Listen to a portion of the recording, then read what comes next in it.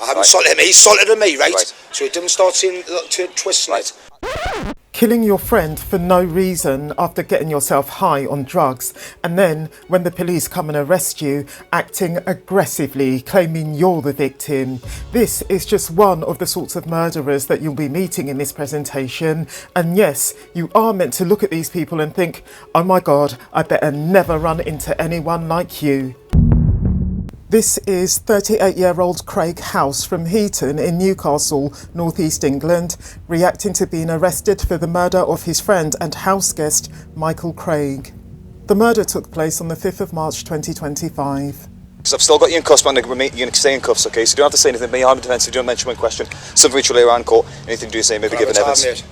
The time being, I'm going to have to wait for other officers to get here first, right? That's just the information I've got. There's a suspicion that you've potentially assaulted him. No, he's assaulted me. No, he's assaulted me. No. Right. Okay. No, he's assaulted me. It's just a suspicion. It's just a suspicion. No, I don't care. It's just meaning his word against him. Right. Yeah. I haven't assaulted him. He's assaulted me, right? So he didn't start saying to twist it. On the 5th of March 2025, at his home address, Craig Howse suddenly attacked his friend Michael Craig, bashing him with a vacuum cleaner pipe, stabbing him with 2 knives and a fork, and whacking him with a clock and a mug. In a final degrading act, as Michael lay bleeding but still alive, Howse inserted the vacuum pipe into the man's bottom. If I've got you hooked on the video so far, viewer, do subscribe, give the video a like, drop a comment when you're ready, and donate. Hit the thanks button below, I'll appreciate you. In total, the perpetrator inflicted as many as 90 injuries on his friend, using all of 6 weapons. Michael's multiple injuries were mainly to his face and neck, but he also had some to his arm, back and bottom. There were both blunt and sharp force injuries to his body, and his skull was fractured in at least 3 places. All these injuries caused the victim to suffer both the huge blood loss and the cardiac arrest from which he died. The Hoover pipe with which the murderer repeatedly struck Michael was left bent and with the end flattened, while one of the knives that the man used on his victim broke from its handle, while the other was bent out of shape. The mug and the clock that the antagonist also used on his victim both broke as well. Quite shockingly, the judge of Howse's murder trial deemed that the murder wasn't sadistic. In reference to Howse's act of pushing a Hoover pipe into Michael's anus while he was still alive but bleeding on the floor, he clarified that, quote, "This was not sadistic or sexual. This was to retrieve the Kinder egg and the drugs within it," unquote. I can't answer the question of why Michael Craig had any such thing in his bottom hole. Vulnerable in some way, but no less kind-hearted, Michael Craig was, to remind you, a guest in Craig Howse's Heaton flat when he was subjected to the horrific and prolonged and ultimately fatal attack from his friend. In court, Catherine Craig, Michael's sister, told of her personal anguish over her brother's murder, relating that, quote, "To lose a loved one at any time is difficult, but the added factors of Michael's age and the circumstances surrounding his death compound the distress and emotions far more than we can explain. The memory of receiving that first phone call to tell me that not only was my brother dead, but he had been murdered will never leave me," unquote. Why did Howse do what he did to his friend? According to the trial judge, there was no history of animosity between the 2 men, and after all, Michael was a guest staying with Craig Howse in his home. Howse's violence towards his friend just completely rose out of the blue. The judge rejected Howse's claim that Michael had called him either a nonce or a baby killer, and implied that it shouldn't have bothered him if his friend had actually called him those things, since he is neither. As regards Howse's character, as the judge said, it's a matter of legal record that the perpetrator is no baby killer or paedophile. His previous convictions are for child cruelty and battery, and he murdered his friend whose full trust he held after taking a cocktail of spice, crack and alcohol.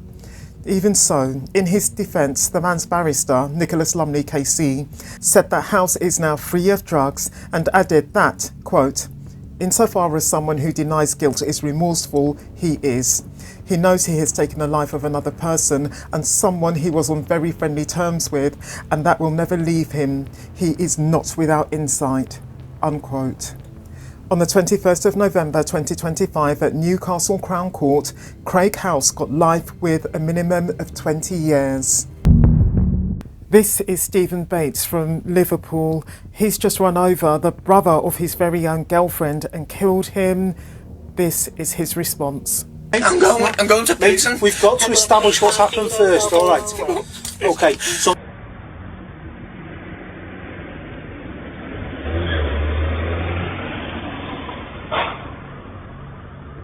Hello, caller. You through to Major Side, please? Yeah, I've rang somebody over. We had an argument and then I ran him over. I've done the crime, I know. Come here a second. Fucking nothing wrong here. You do not have to say anything, but no harm defence. You don't Yeah. mention now, something you later on in court. Anything you say maybe...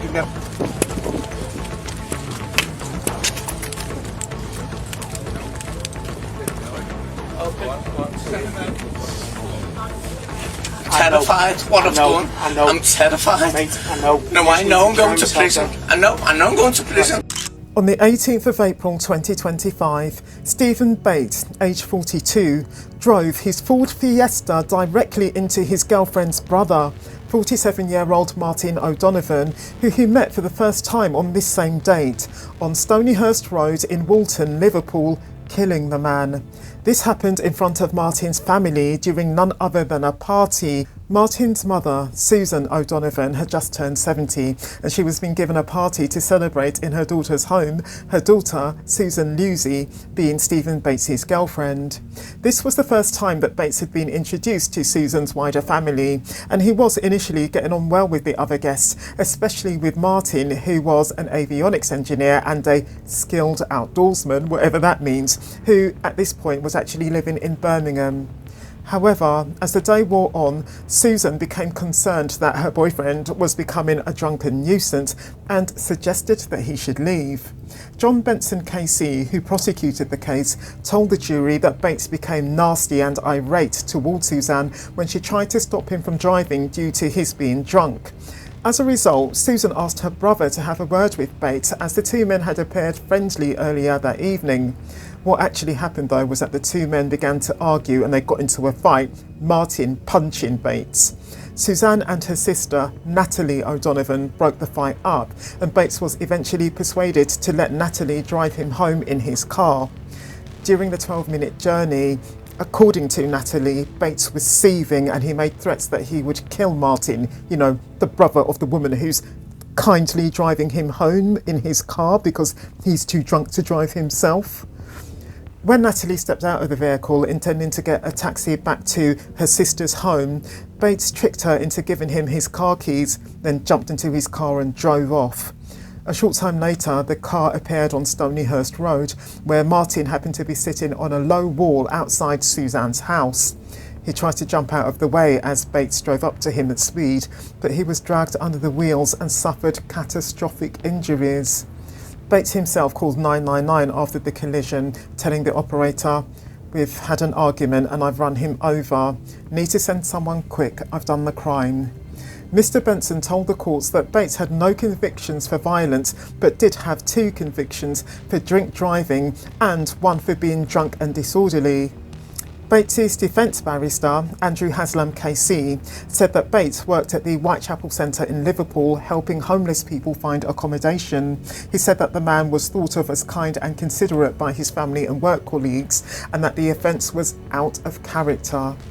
In a statement read to the court on her behalf, Susan said the sight of her brother dying on the road would haunt her forever. Quote, "I have lived and breathed these horrific images every day for the last 6 months, and I still don't believe it." Referring to Bates, she said, "I don't recognise the person I knew and loved, and I will forever regret the day I allowed him into my life." Unquote. A statement from their mother, Susan, described her son as a beautiful soul. Martin's other sister, Natalie, read her statement, telling the court that her brother's death had left the family traumatised and broken. Bates had pleaded guilty to manslaughter but was convicted of murder by a jury at Liverpool Crown Court in November 2025. On the 28th of November 2025, he got life with a minimum of 18 years. So you understand what has gone on. Yeah. Your face has been released in the news under a murder investigation. All right. So at this time of the moment, it's 1950. You are under arrest for murder. Okay.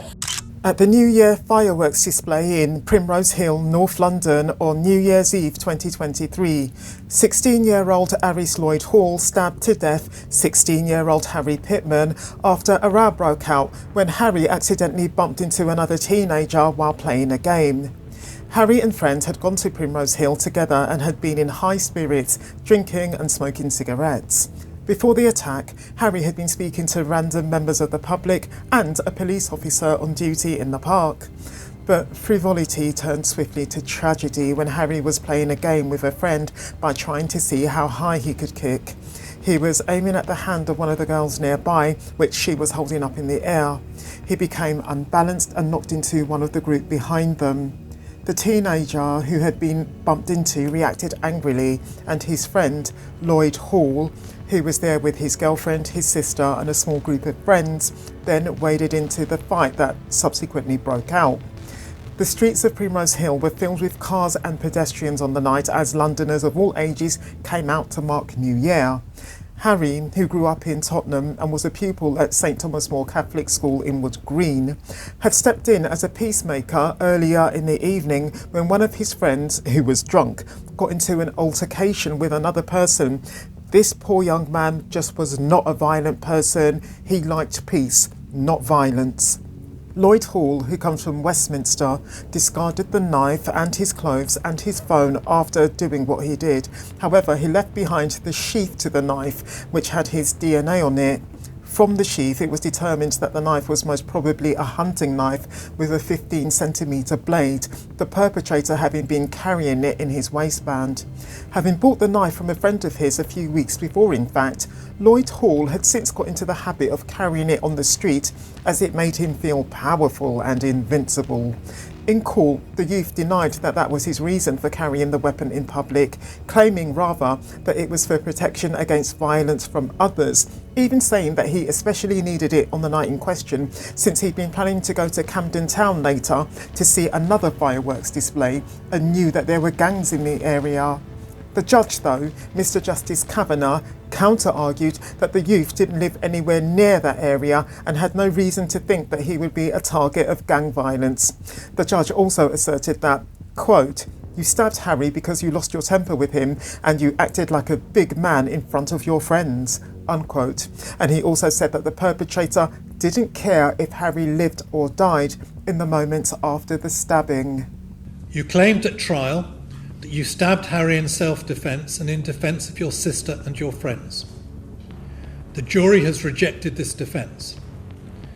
At the time when you inflicted the blow, your sister and friends were no longer in any danger from Harry. You were under no great threat.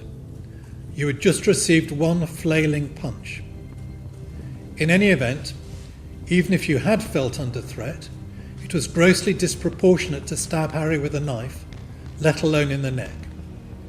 He was unarmed, and you confirmed in your evidence that you had no reason to think he had a knife or other weapon. You could simply have gone backwards out of reach. You could have approached one of several police officers who were nearby for help, or you could have run away. You stabbed Harry because you lost your temper with him, and you were acting the big man in front of your friends. Jurors were no less told that Lloyd-Hall had attention deficit hyperactivity disorder, ADHD, and was suffering from cannabis-induced paranoia. The boy may also have suffered post-traumatic stress disorder triggered by witnessing the aftermath of an earlier stabbing and the loss of a friend to knife crime in June 2023, the same year then, and the judge himself actually alluded to that point. In mitigation, defence barrister David Bentley KC refers to a handwritten letter from Lloyd-Hall in which he had said, "I'm sorry for causing this, I honestly am." Mr Bentley said, He's not going to say it's not his fault. He now realises that at 16 he was a naive, immature, stubborn teenager who should have been seeking help for his problems. He also recognises that he has not only caused terrible trauma to Harry's family, but also to his own family. The judge paid a heartfelt tribute to Harry, describing him as boisterous and exuberant and somebody who was full of charm. Harry was an affectionate young man with strong family values and morals. Harry was the heart and soul of his family, full of fun, with a radiant smile and unwavering positivity. His infectious laughter and boundless energy filled the family home with joy, and he was adored by his parents and by his siblings. He had a big heart and was a natural entrepreneur. As I've said, Harry was very popular, and his warm and outgoing personality meant that he had many friends, including a tight-knit group of lifelong friends. On the 10th of November 2025 at the Old Bailey, Lloyd-Hall got life, which for those whose offence came before they turned 18 is called detention at His Majesty's pleasure, and his minimum term is 16 years. You hit her on the head with a hammer, doing so multiple times. You put down the hammer and took a knife from the kitchen and stabbed her 8 times. Chloe and Joshua Bashford, who came from New Haven, South England, were a happily married young couple with 4 children whose ages were 15, 12, 7 and 4. Chloe was 30 and Joshua was 33, meaning, of course, that Chloe became a mother at 15. Around 12:16 on the 9th of June 2023, someone in the family home whacked Chloe on the head several times with a hammer, and then, while she was no doubt incapacitated by the blows to her head, the attacker put the hammer down and took a knife from the kitchen and stabbed her 8 times, 5 times to her upper back and 3 times to her abdomen. 2 of the stab wounds penetrated to a depth of approximately 20 centimetres. Photographs of the room in which her body was found show extensive blood staining on the floor and furniture. The cause of Chloe's death was multiple stab wounds, which led to unsurvivable blood loss. Joshua arrived home from work a few minutes later at approximately 12:20 p.m. The same attacker chased him upstairs, slashing his back with a knife. Then, in the master bedroom, the attacker stabbed Joshua 4 times to the front of his body. 1 of the stab wounds penetrated to a depth of 12 centimetres. As Joshua was dying from the stab wounds, the attacker put the knife down, got a rope from somewhere and strangled the man to death. And indeed, the cause of Joshua's death was stab wounds and compression of the neck. The double murderer was Derek Martin, Chloe's 64-year-old stepdad, who had no previous history of violence. After the fatal attacks, the man cleaned up the knife and some of the bloodstains. He then went to pick up the younger children from school and told the older children to meet him at Costa Coffee. After buying all the children drinks, he took them to McDonald's for food before dropping them off at their grandmother's house, the house of his ex-wife. Their grandmother hadn't been expecting them. At approximately 6:50 p.m, Martin handed himself in at the police station. Why did Martin do what he did?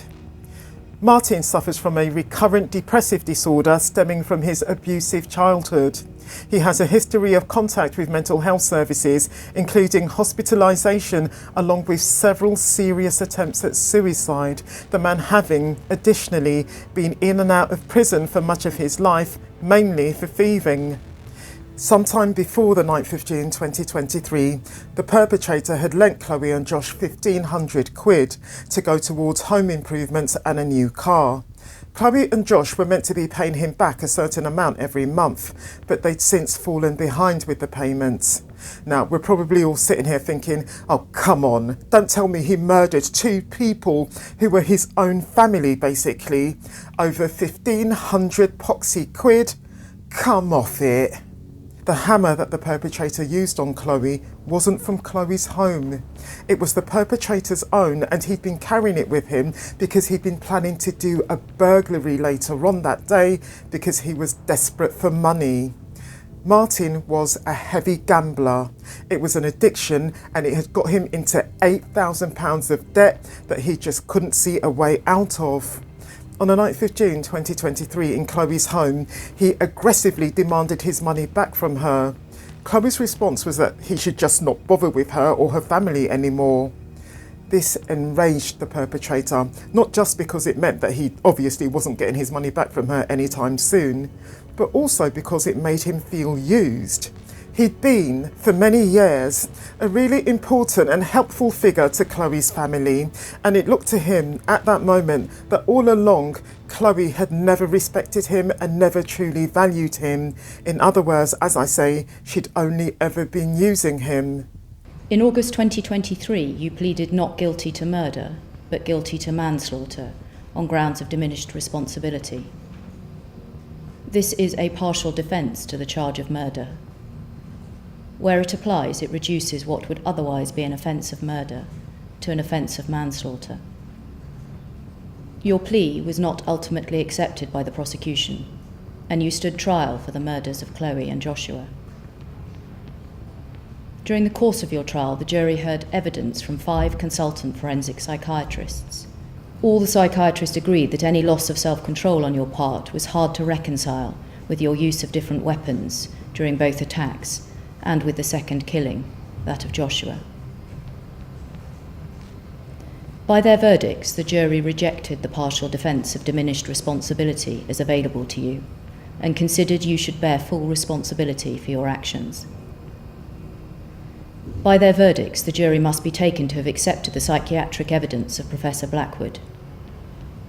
He told the court that the precise motivation for your attacks on Chloe and Joshua is known only to you. You yourself have spoken of a row between you and Chloe about money, which culminated in her telling you to leave. However, this is your account and cannot be verified. Professor Blackwood went on to tell the court that something happened on the morning of the 9th of June 2023 that was intolerable to you and enraged you and caused you to fatally assault 2 adults using different weapons. Your attacks were driven by rage and resentment. On the 6th of November 2025 at Brighton Crown Court, Derek Martin got life with a minimum term of 29 years, minus the 3 years that he'd been held on remand before then. He will be 93 if he lives that long before he can apply for parole. And during that time, I found that this woman is nothing short of a monster. And this is the exact dimensions of the box in which she was killed. And I wanted people to be able to see what that looked like, what Crystina did to this child, placing this child in this box through fear and coercion. There were many other cases that come from the UK that I could have brought you, but I came across this case and I just had to share it with you. And Crystina Schroer started forcing the 3 little girls that she and her husband chose to adopt into boxes and perpetrating other acts of cruelty and violence against them almost the minute that she and her husband became their legal parents. Crystina and Joseph Schroer, who come from Rose Hill in North Carolina, USA, had a household that included biological, foster and adopted children. In November of 2019, the Schroers adopted 5 girls, including one called Natalie Marie Garcia, who was born on July the 14th, 2014, and who the Schroers renamed Kennedy Schroer. Kennedy was adopted with her 2 sisters.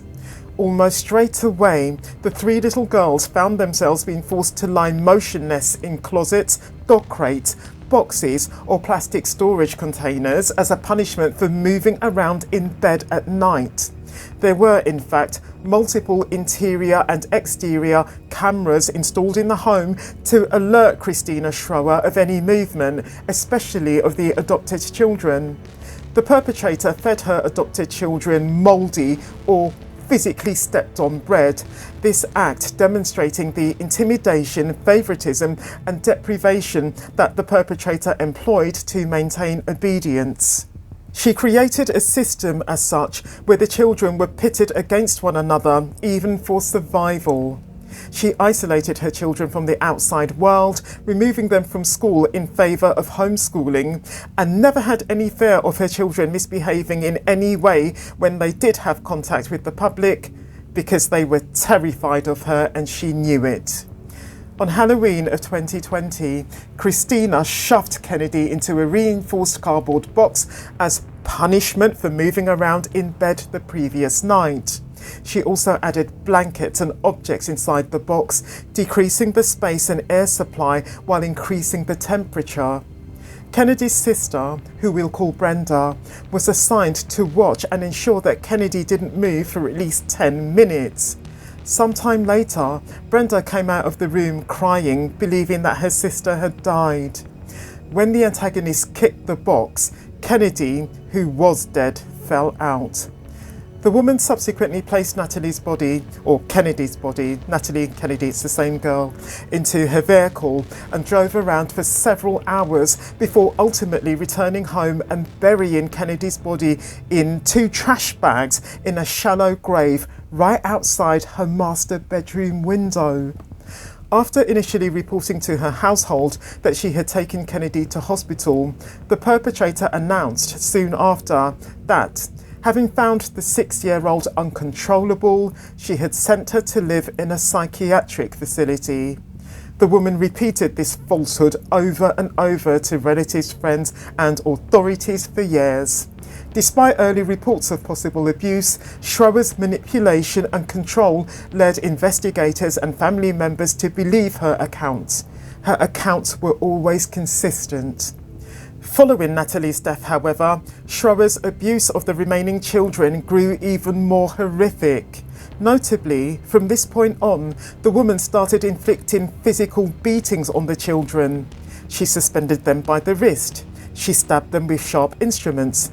She starved them, or if not, fed them mouldy or contaminated meals, a lot like before. The children's health deteriorated severely, their weight falling to worrying levels. It's obvious that the perpetrator wasn't caring for any of her adopted and fostered children out of love. The woman used these substantial payments that she received for fostering and adopting to fund her overwhelming gambling addiction, which caused her $1 million debt. Police launched a murder inquiry in relation to Kennedy in September 2024 when, on attending the woman's home in response to her threats to harm herself, the reasons for those threats being unclear, they were given reason to suspect that a child from the household had been murdered. I can't explain why the perpetrator's husband failed to stop the perpetrator's cruelty, or why he, of all people, fell for his wife's explanation for Kennedy's sudden disappearance. But having pleaded no contest to his charge of aggravated child endangerment, on the 3rd of December 2025, the man was sentenced to 50 days in prison, followed by 4 years of probation, which basically means a 4-year suspended sentence.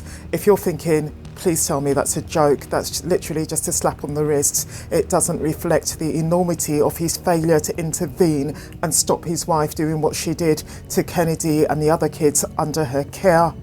Exactly. While Joseph Schroer was apologetic, saying that he was spineless not to stop the abuse at the hands of his wife, Crystina Schroer, that did not convince the judge to soften his sentence. Joseph was given the maximum sentence on all charges, equaling 4 years of probation and 58 days in the county jail. On top of that, he is no longer allowed to contact anyone under the age of 18, including his own children. The judge said he wasn't sure that that was a harsh enough sentence for even his passive role in Kennedy named Natalie Garcia at Bert's death, and the family agrees.